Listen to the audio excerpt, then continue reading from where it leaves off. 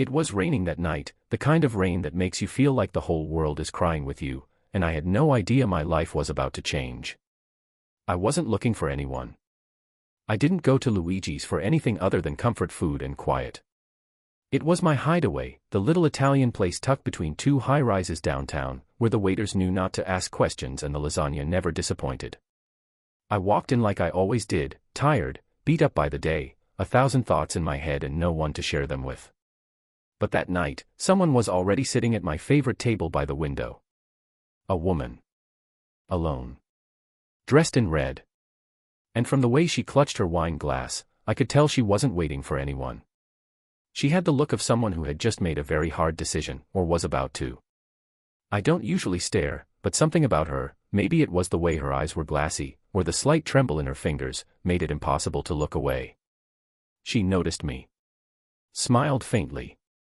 Then looked back out the window like she hadn't just thrown my world slightly off balance. The waiter waved me over, mouthing, "Sorry, your table's taken." I nodded and sat 2 booths down, but I couldn't stop watching her. She looked like someone trying to keep it together in public, and barely succeeding. Eventually, she stood up, walked past me, then paused. "Do you come here often?" she asked, her voice like smoke and honey, soft but worn. I looked up, surprised. "Every week," I said. "My escape plan." She gave a sad laugh. "I could use one of those." And just like that, we were talking. She asked if she could sit with me. I said yes before I even thought about it. She didn't say her name at first. Just told me she needed to get away from the world for a minute, and I was the safest face she'd seen all day. We talked about nothing at first, movies, food, the weather, but as the wine flowed, so did the truth. She owned a chain of beauty salons, successful ones. Her name was Elena. But she wasn't smiling when she said it. Her hands were clenched in her lap. Her marriage, she said, was falling apart. Her husband had just filed papers to take control of the entire business. Every location. Every dollar. Said she was emotionally unstable and unfit to run it. "I built it from scratch," she said, blinking fast. 12-hour days. No investors. Nothing but my hands and a loan I almost couldn't pay back. And now, he wants to strip me of everything. I asked why he'd do that. She looked away. Because he hates when I succeed more than him. There was pain in her voice, but not just that, shame, too. And I hated that. I hated seeing someone like her, elegant, smart, strong in her own quiet way, being broken down by someone who was supposed to protect her. I didn't know what came over me, but I said, "You don't deserve that." "No one does." She looked at me like I'd just told her she had wings. Like she'd forgotten what kindness felt like. I offered to help. I didn't even know what that meant yet, legal advice. Business connections. Moral support, but I meant it. Something in me needed to help her. Maybe because I'd seen my own mother cry like that once when I was 10 and my father emptied our bank account and vanished. Maybe because I'd been alone too long. Or maybe because I was already falling for her and didn't know it yet. She asked what I did for a living. I hesitated. "Business consulting," I said vaguely, because saying more would mean opening a door I wasn't ready to walk through yet. We stayed at that table until Luigi himself kicked us out, smiling like the matchmaker he secretly was. I walked her to her car.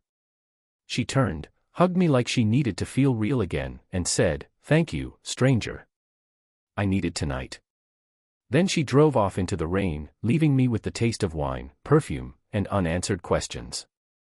The next morning, I called my lawyer. "Dig into the ownership of Elena's salons," I said. Discreetly.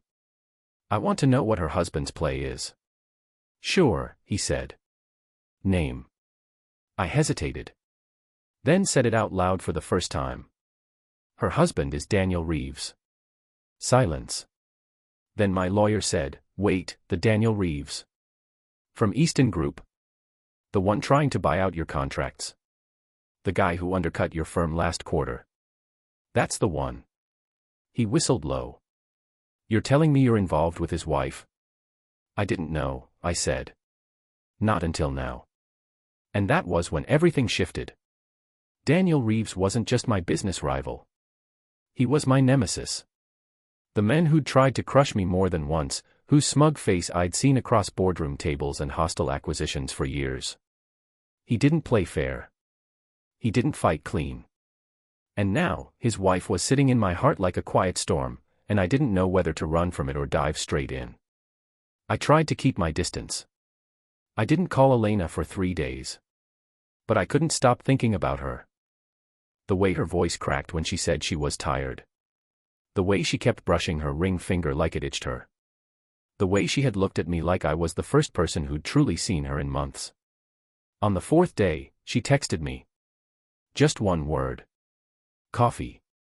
And I knew I was already in too deep. She texted me just one word, coffee. And with that, all the reasons I had told myself to stay away shattered like glass on tile. I stood there in my office, staring at the screen for longer than I should have. I knew what saying yes meant. It meant stepping deeper into something that had already started twisting around my life. It meant ignoring every logical bone in my body. But I typed back 2 words before I could stop myself. Name the place. She chose a little cafe near the Riverwalk. Not her kind of place, I thought, not polished or glamorous like her, but maybe that was the point. She wanted something quiet. Unseen. I got there early. Sat outside. Watched people pass, couples laugh, dogs tug on their leashes. And then I saw her. No makeup. No red dress. Just jeans, a gray sweater, and hair pulled back in a way that made her seem years younger.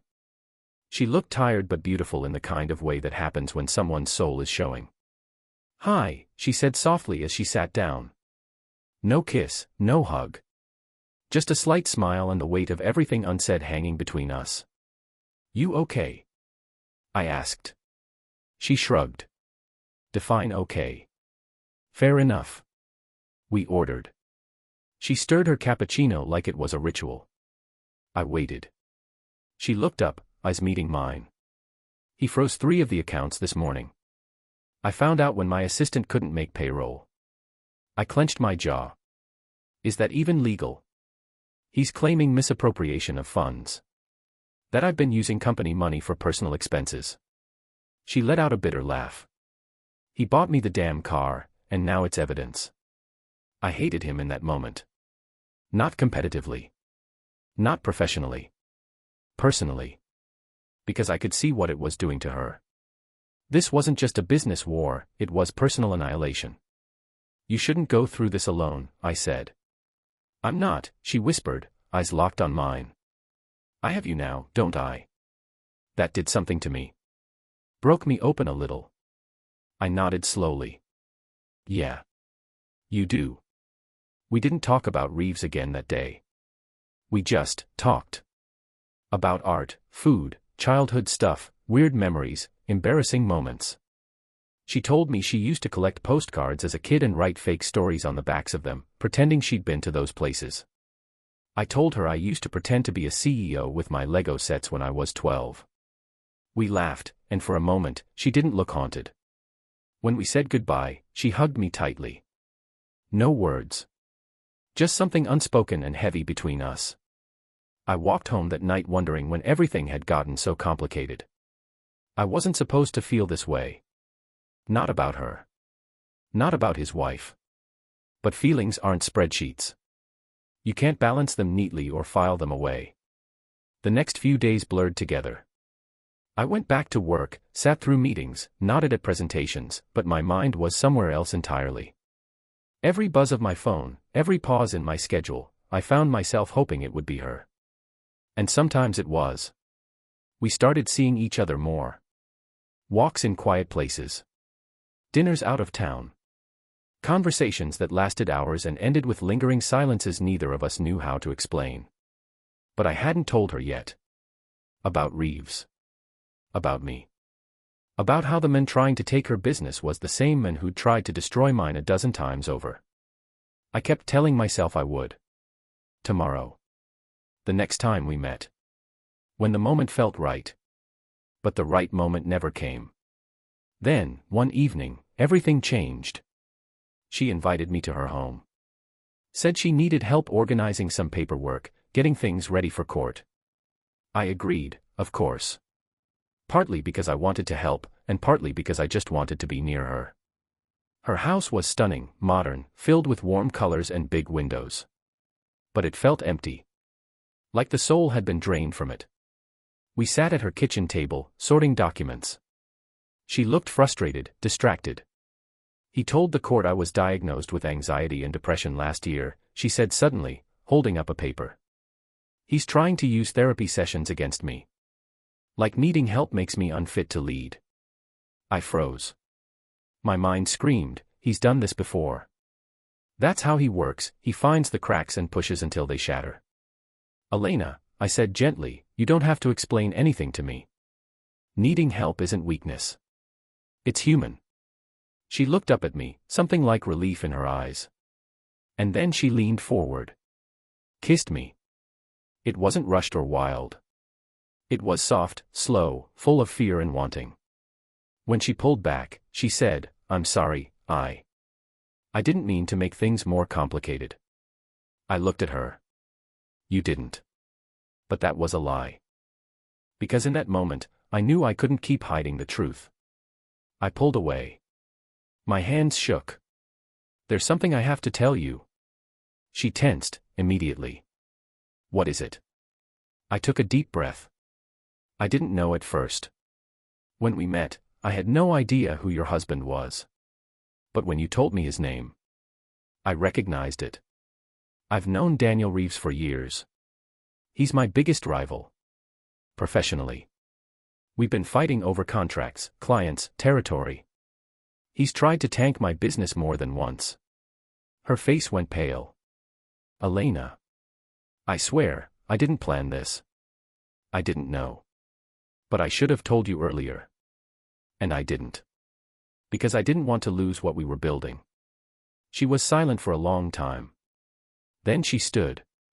Walked to the other side of the kitchen. Pressed her palms against the counter like she needed something to hold onto. So this has all been, what? A game. No. God, no, I said, standing. I care about you. Deeply. That hasn't changed. But I had to be honest. I couldn't keep pretending like there wasn't a war happening around us. She turned to face me, her voice breaking. Do you know what it feels like to not know who to trust? My own husband is trying to destroy me, and now, the only man I've let in is connected to him in the worst possible way. I'm not him, I said. And I'm not using you. I'm here because I want to be. Because I believe in you. I believe in us, if there's still an us. She looked at me, torn. And then she whispered, I need time. I nodded. I understand. I left her house that night with a hollow feeling in my chest. I had told the truth, but it felt like I'd just broken something fragile. Something beautiful.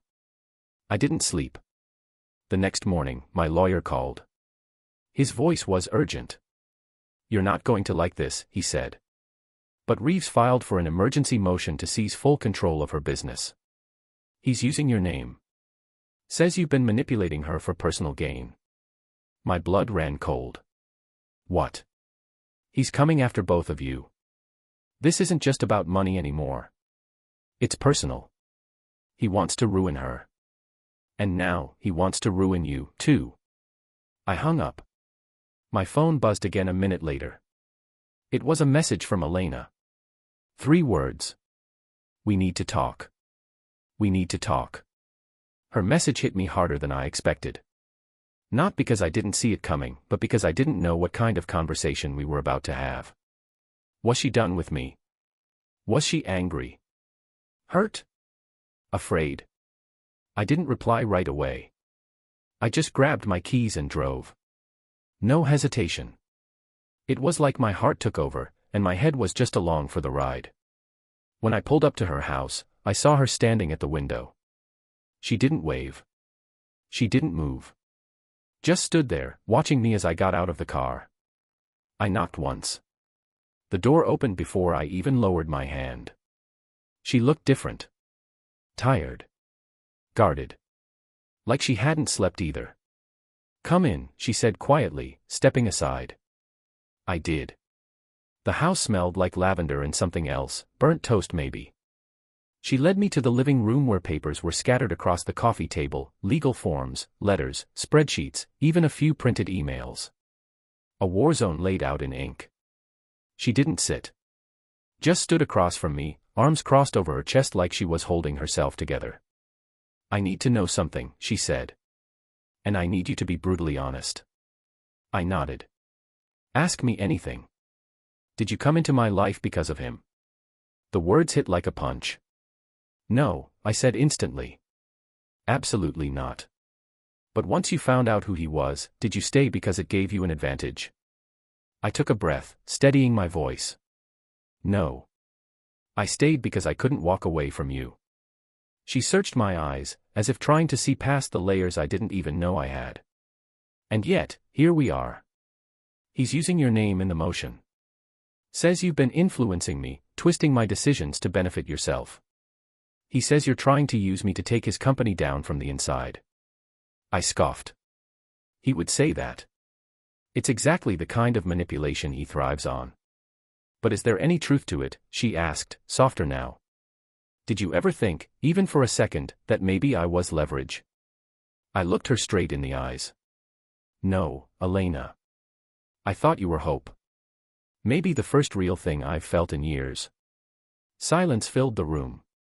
Not uncomfortable silence, just heavy. Then she sat. Shoulders slumped.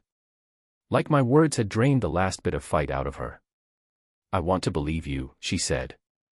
But I've been lied to so many times, I don't know what's real anymore. I sat beside her, not touching, just present. You don't have to trust me all at once, I said. But please don't shut me out. Let me help you. Not because of Daniel. Not because of business. But because I care. She closed her eyes for a long moment. Then opened them again. I found something, she said, reaching for a folder on the table. She handed it to me. These emails, they're from 6 months ago. Between Daniel and a man named Rick Dorn. The name froze the blood in my veins. Rick Dorn. A corporate fixer. Sleazy. Ruthless. The kind of guy who makes problems disappear, legally or otherwise. I flipped through the emails. They were cold, transactional. Strategizing how to slowly isolate Elena from her business. Talking about how to manufacture a narrative of mental instability. And then there was one that made my stomach turn. If we time it right, and push the anxiety angle in court, the judge will side with us. The media will follow. Her public image will crumble in weeks. I looked up at her, heart racing. He planned this, from the beginning. She nodded. Before we ever had our first real fight. Before I even knew things were going bad, he was already building a case to destroy me. I couldn't sit still. I stood, pacing. Fury pulsed through me, not just for what he'd done to her, but for the years I'd spent fighting this man in boardrooms while never truly knowing how monstrous he could be outside of them. Elena, I said, turning to her, we can use this. These emails, this is proof of premeditation, of emotional abuse. If your lawyer can verify them, we can turn this around. Fast. She looked at me with something like hope. But also fear. That's not the only reason I asked you here, she said. I sat again. Waiting. She hesitated. Then pulled out her phone and slid it across the table. A video was paused on the screen. She hit play. It was a security cam clip. Grainy, but clear enough. Daniel. In a restaurant. Laughing with a woman. Younger. Blonder. He leaned in. Whispered something. She kissed him. Then handed him a manila folder. Wait, I said. Pause that. She did. I pointed at the folder. That's my company's logo. She nodded. I thought you might recognize it. My heart dropped. You think he's working with someone on my team? I think, she said carefully, that Daniel may have planted someone close to you. Someone who's feeding him information. That's how he knew about us so fast. That's how he's always one step ahead. I felt like the floor beneath me disappeared. All this time, I thought I was navigating a storm, but I didn't know someone had cut a hole in my boat. Do you have any idea who it is? I asked. She hesitated. Then whispered, no. But I think you should find out. Before it's too late. That night, I didn't sleep. Again. Instead, I went through everything. Emails. Logs. Employee behavior. Patterns. I started seeing it, small things I'd ignored before. Leaked figures. Disappearing documents. Strategic moves made by my own staff that I hadn't authorized. There was one name that kept popping up, Jordan Nash. A junior exec. Smart. Ambitious. Too eager. I'd once trusted him with a client portfolio after he pulled off a last-minute recovery deal that impressed everyone. But in hindsight, maybe it was too perfect. By morning, I was sure. I called a friend in cybersecurity. Within 2 hours, we had proof. Forwarded emails. File access logs. Meeting times that matched with Daniel's travel schedule. I sent it all to my lawyer. Then I sent a message to Elena. You were right. He had someone on the inside. But not anymore. Her reply was instant. Then it's time we take him down together. For the first time in days, I breathed deeply. She wasn't pushing me away. She wasn't giving up. She was choosing me. Choosing us. And as I stood in my office, the city slowly waking outside my window, I realized something. This wasn't just about revenge anymore. This was about justice. About truth. And maybe, just maybe, about love finding a way through the mess. The thing about betrayal is that it never comes from strangers.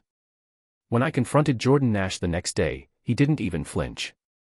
That smug look on his face, the way he leaned back in the chair across from me like we were just discussing quarterly numbers, it made my skin crawl. So, I said, tossing a printed email onto the table, how long were you feeding Daniel Reeves intel? He barely glanced at it. Long enough. I stared at him, stunned by his lack of shame. You know he's trying to destroy an innocent woman, right? A woman who built something with her own hands, who made something real.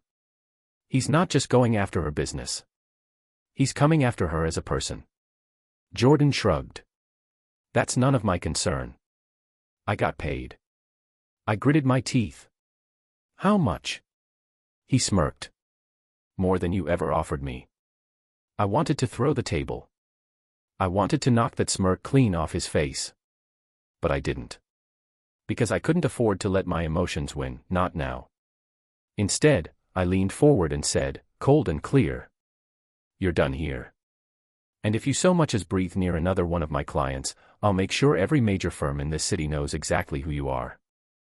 He stood slowly, adjusted his suit, and said one last thing before walking out. You're playing a dangerous game, boss. That woman. She's already lost. You just haven't accepted it yet. I watched him go, my jaw tight, my fists clenched. Then I picked up my phone and called Elena. It's done, I told her. He's gone. There was a pause. Then she exhaled, relief, maybe. Good, she said. Because I have something else to show you. We met that night at a private conference room in her lawyer's building. She looked sharper than I'd seen her in days, focused, determined, like a woman who had finally found solid ground. Her lawyer, a sharp-eyed woman named Miriam, nodded at me as I entered. On the table were several thick folders and a flash drive. Elena gestured to them. Miriam did some digging. Turns out Daniel's been hiding assets overseas. Shell companies, offshore accounts, the works. If we can present this to the court, he won't just lose his claim to my business, he could be facing fraud charges. I blinked. You're serious? Miriam spoke up. Dead serious. The court doesn't look kindly on a man accusing his wife of financial misconduct while laundering money on the side. This is more than enough to flip the narrative. I looked at Elena, amazed. How did you even find this? She smiled, just a little. I stopped waiting to be rescued. Something stirred in me at those words. Pride, admiration, something deeper. She wasn't a victim, she was fighting back. And I was lucky just to be standing beside her. We have a hearing in 2 days, Miriam added. That's when we make our move. After the meeting, Elena and I walked to the parking garage in silence. It wasn't awkward, it was full. Full of things we didn't need to say out loud anymore. When we reached her car, I stopped her. Elena, I said, after all this is over, what then? She tilted her head. What do you mean? I mean, do we go back to separate lives? Do we pretend this was just about survival? She didn't answer right away. Then she reached up and touched my face gently, fingers brushing my cheek like a question. I don't want to go back, she whispered. I just don't know how to move forward. I think, I said, covering her hand with mine, we figure it out. Together. She nodded, and for a brief moment, the chaos faded. There was just her. Just me. And a fragile kind of hope. But that peace didn't last. The next morning, I woke to a storm of notifications. Headlines. Emails. Messages from contacts I hadn't spoken to in months. Billionaire CEO caught in scandalous affair with rival's wife. My heart stopped. I clicked the link. Photos. Us. At the cafe. Outside her house. That night we kissed, under the porch light. The article painted me as a predator. Claimed I'd seduced her to get revenge on Daniel. That I was exploiting her emotional vulnerability to tank his empire from within. The source. An anonymous company insider. Jordan. I sat in stunned silence. Everything we had worked for, everything we were fighting for, was now tainted. My phone rang. Elena. Her voice was trembling. I saw it, she said. God, I'm so sorry. No, I said quickly. Don't apologize. This isn't on you. But they're going to think I was cheating, like I ran to you just to hurt him. Let them think what they want, I said. We know the truth. She paused. They're dragging my name through the mud. My employees are getting harassed. One of the sponsors just pulled their funding. I closed my eyes. I'll handle this. I promise. The next 48 hours were a blur. Press statements. Emergency meetings. Damage control. But something surprising happened. Some people didn't believe the narrative. In fact, a lot of people supported Elena. Women's groups. Small business leaders. Even some of Daniel's former associates came forward to say they'd seen his manipulative behavior for years.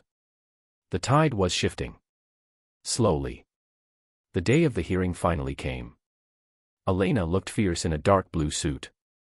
Her lawyer carried the evidence like it was a loaded weapon. I sat in the gallery, heart pounding, knowing everything hung on this moment. Daniel was there too. Smug. Confident. Wearing that same self-satisfied smirk he always did. But this time, it didn't scare me. This time, he was the one about to lose everything. When Elena took the stand, her voice never shook. She told the truth. About the threats.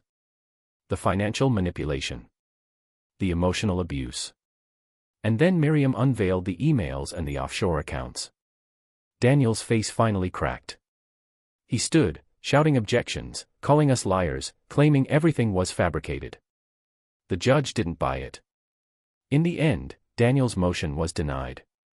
The court ruled in Elena's favor. She retained full control of her business. And the judge ordered a further investigation into his financial activity. It was over. At least, legally. Afterward, we walked outside into the blinding afternoon sun. Elena stood beside me, her expression unreadable. You won, I said softly. She looked up at me. No. We did. And then, right there on the courthouse steps, she kissed me. Not in secret. Not in shame. But in front of everyone. The courthouse steps were still warm from the afternoon sun when she kissed me.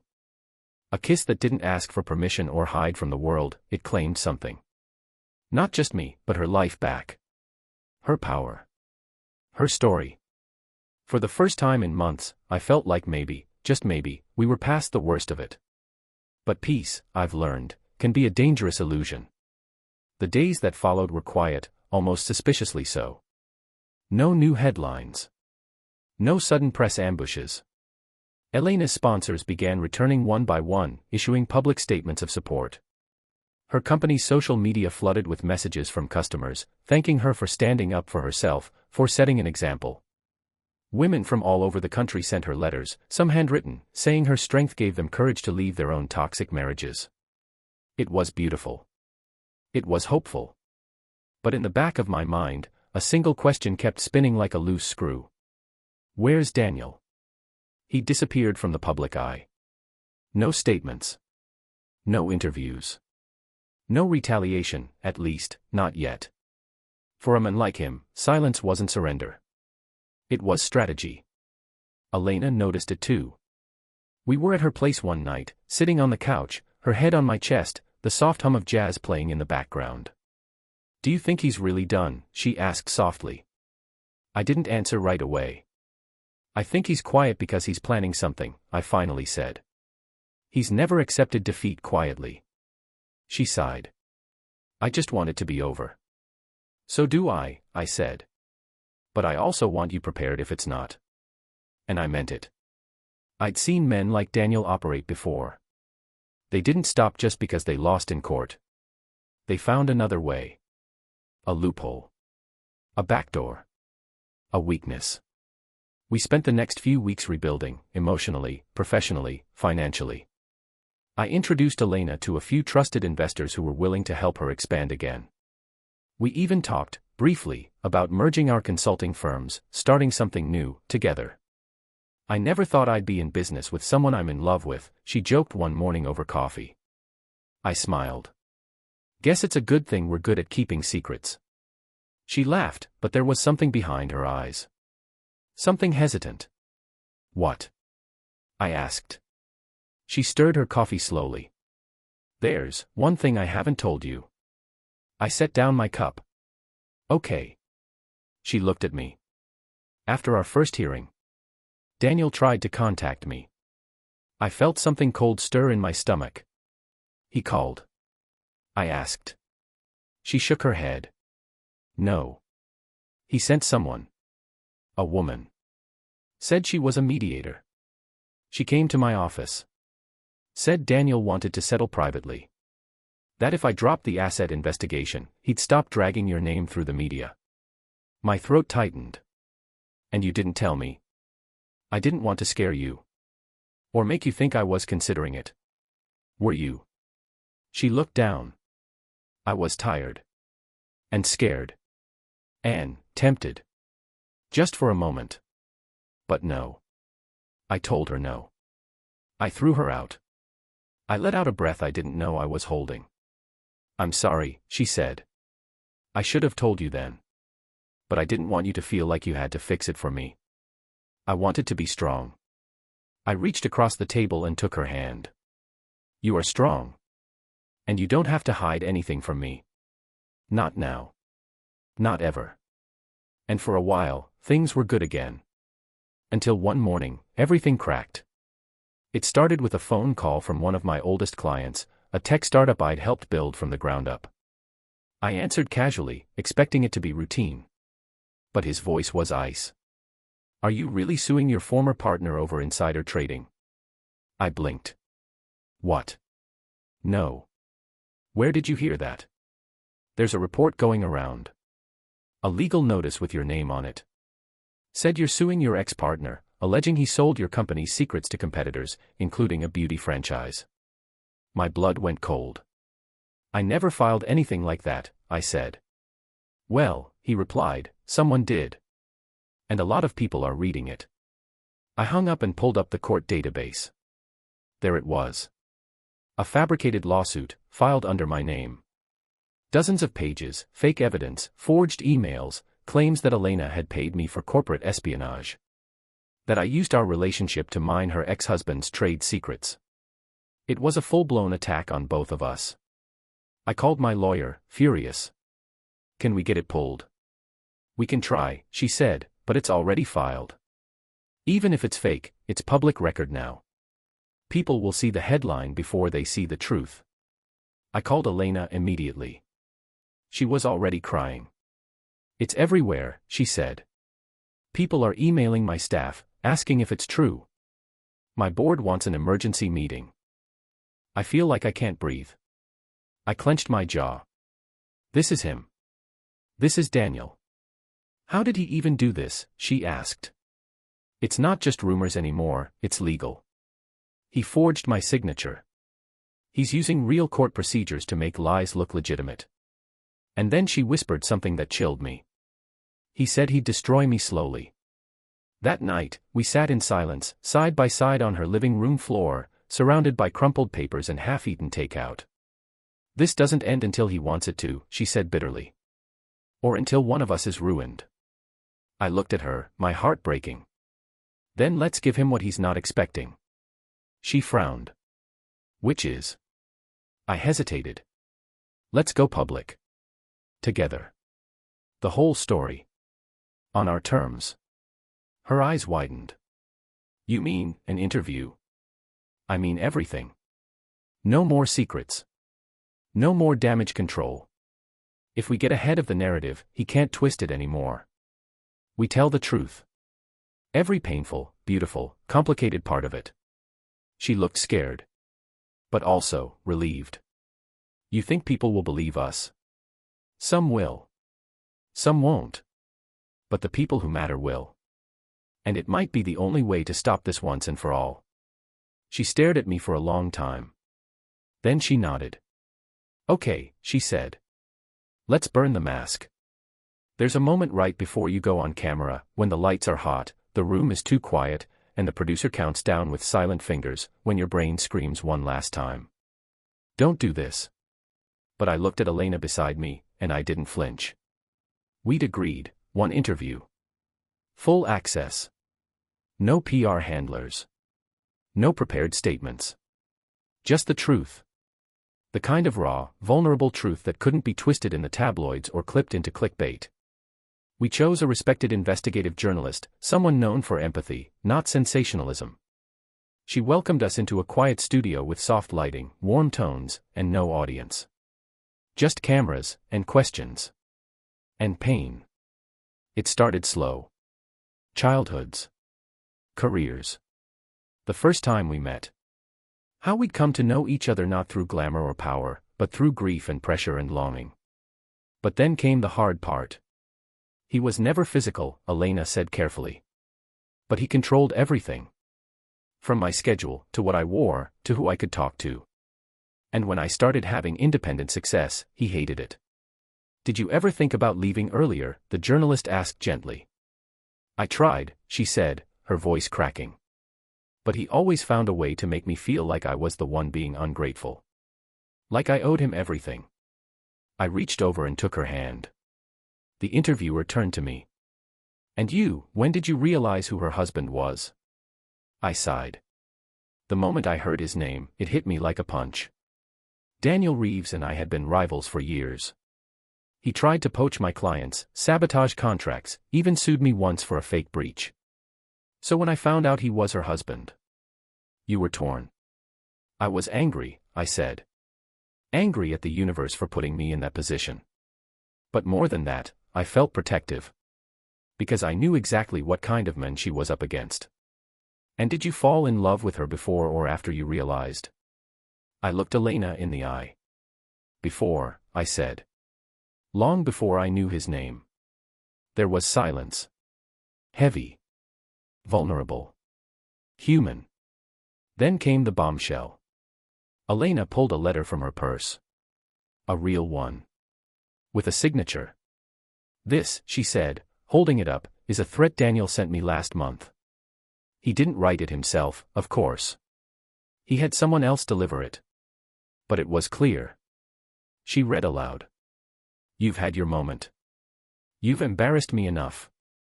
Walk away quietly, or I will burn every bridge you've ever built. Starting with him. The interviewer's eyes widened. This wasn't just about a failed marriage, Elena continued. It was about control. And now that I've taken that control back, he doesn't know who to be. We wrapped the interview with a statement neither of us rehearsed, but both felt. We're not perfect. We made mistakes. But love should never come at the cost of freedom. And no one, no matter how powerful, has the right to take away your voice. That night, it aired. We watched it together on Elena's couch, hands intertwined, barely breathing. And then, the world responded. Thousands of messages poured in. From women. From men. From survivors. From people in similar marriages who'd never spoken a word until now. Hashtags trended. News outlets picked it up, not to mock, but to support. Public opinion turned fast. The fake lawsuit Daniel had filed was now viewed as petty retaliation. But most surprising of all, he stayed quiet. 4 days. No interviews. No press release. No fiery rebuttal. Just silence. Until the envelope arrived. No stamp. No return address. Just slipped under the door of my office while I was out. Inside was a flash drive. And a single typed message. You should have stayed out of it. I stared at it for a long time. My instinct screamed not to open it. But curiosity and caution won out. Inside the drive was a folder. Password protected, but with a sticky note taped to the drive. Her birthday. The one you celebrated. I remembered the date. The quiet rooftop dinner. The cake with her name written in gold. I typed it in. The folder opened to a dozen video files. Security footage. Private emails. Screenshots of my old business partners. Old deals. Some of them legitimate. Some of them twisted. At first I didn't understand. And then it clicked. He was trying to discredit me. Not just as her partner, but as a businessman. As a man. He dug into my past. Twisted contracts. Found a payment I'd made years ago to protect a whistleblower. And framed it as hush money for something far darker. It wasn't just revenge. It was war. I called Elena immediately. She came over in 20 minutes, eyes wide with concern. You think he'll go public with this? She asked after watching a few of the files. I think he wants us to panic, I said. He's bluffing. She didn't look so sure. But what if he's not? That's when I made a choice. I opened my laptop, and I started typing. A statement. To be published publicly. Tonight. I listed every deal I'd ever done that could be taken out of context. I explained them. I attached documents. I told the truth. It wasn't perfect. It wasn't clean. But it was real. Elena watched in awe. You're doing what he's afraid to do, she whispered. You're telling the truth before he can turn it into a lie. When I posted it, my heart pounded like a war drum. The internet exploded, again. But this time, I wasn't the villain in the shadows. I was just a man who refused to be ashamed of his scars. The next day, something unexpected happened. Daniel's company, his beloved chain of fitness clubs, announced an emergency audit. His CFO resigned. His investors pulled out. And then came the leak. A voice recording. One he didn't know existed. In it, he was yelling at someone, threatening them, bragging about framing the lovers and watching them burn. The final nail in the coffin. He'd said Elena's full name. On tape. By the end of the week, Daniel Reeves was trending for all the wrong reasons. He issued a vague denial. Then disappeared. Elena came over that night, her hands trembling as she held the wine glasses. It's over, she said, voice thick with disbelief. I pulled her into my arms. No, I said gently. It's just beginning. She looked up at me, tears in her eyes. Not from fear. But from something that had been buried under pain for far too long. Joy. Freedom. Love. And for the first time, I believed we were finally free to live it. I never thought peace would feel so unfamiliar. After months of tension, betrayal, courtrooms, and confessionals, the quiet was almost unnerving. Elena and I had finally come out the other side. Together. Scarred, yes, but stronger. Real. Daniel Reeves was no longer the man casting shadows over her every move. His empire had crumbled like a house built on borrowed bricks. Last we heard, he'd left the country. Disgraced. Irrelevant. But victory, I've learned, is rarely neat. And freedom doesn't erase the damage, it only gives you space to heal from it. For weeks, we lived quietly. I moved into Elena's home, not just as a lover, but as a partner.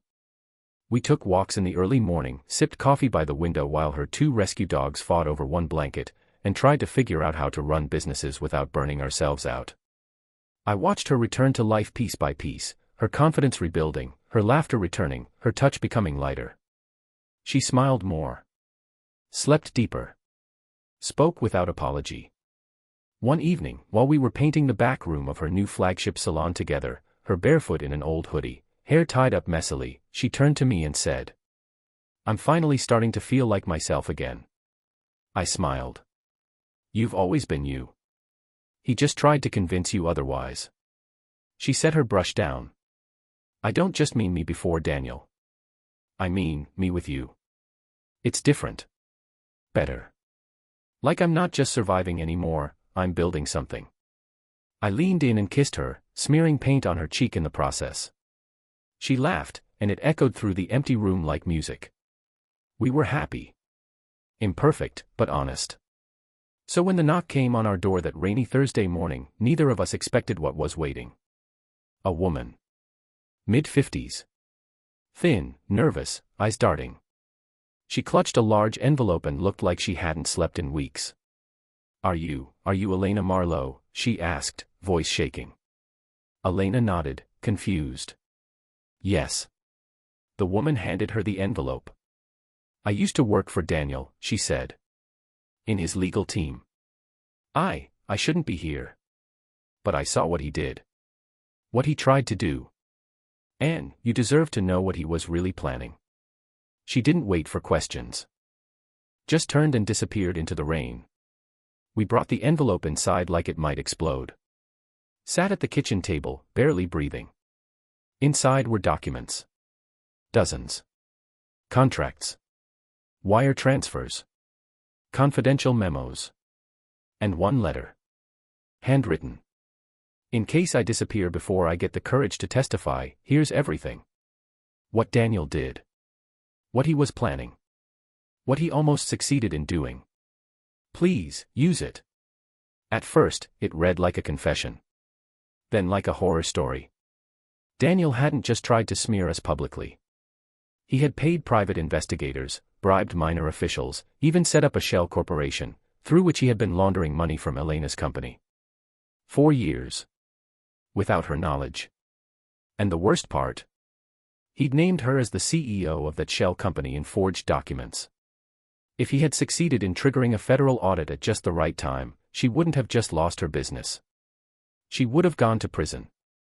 Elena's face went pale. Her hands trembled as she read the forged contracts, the fake signature, her signature. "He was going to ruin me completely," she whispered. "No," I said firmly. "He tried. And he failed. Because you didn't back down. Because you fought. But what do we do with this?" I thought for a long moment. "We take it to the authorities. All of it. We protect ourselves, but more importantly, we make sure no one else ever gets caught in his traps again." She nodded slowly. And then, for the first time in all this, she cried. Not because she was afraid. But because she was finally safe. The woman who delivered the envelope later came forward publicly. With her help, and the evidence, we filed a criminal complaint. The investigation began quietly, but within a month, federal agents had confirmed what we feared: Daniel had been orchestrating financial fraud and identity forgery on an international scale. His assets were frozen.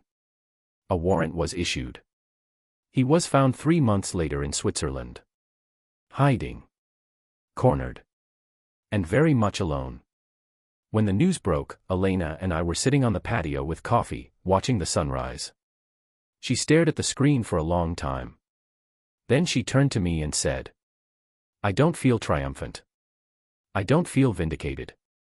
I just feel free. I smiled.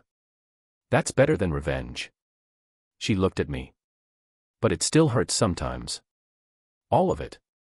I nodded. That's the cost of surviving. The wounds fade, but the memory stays. And maybe it should. So we never forget how far we've come. She reached over and squeezed my hand. I love you, she said softly. I hadn't expected those words just then. Not in that moment. But they wrapped around my heart like a bomb. I love you too. And for the first time, I wasn't afraid of what came next. A year has passed since then. The trial came and went. Daniel is serving time. Public interest moved on, like it always does.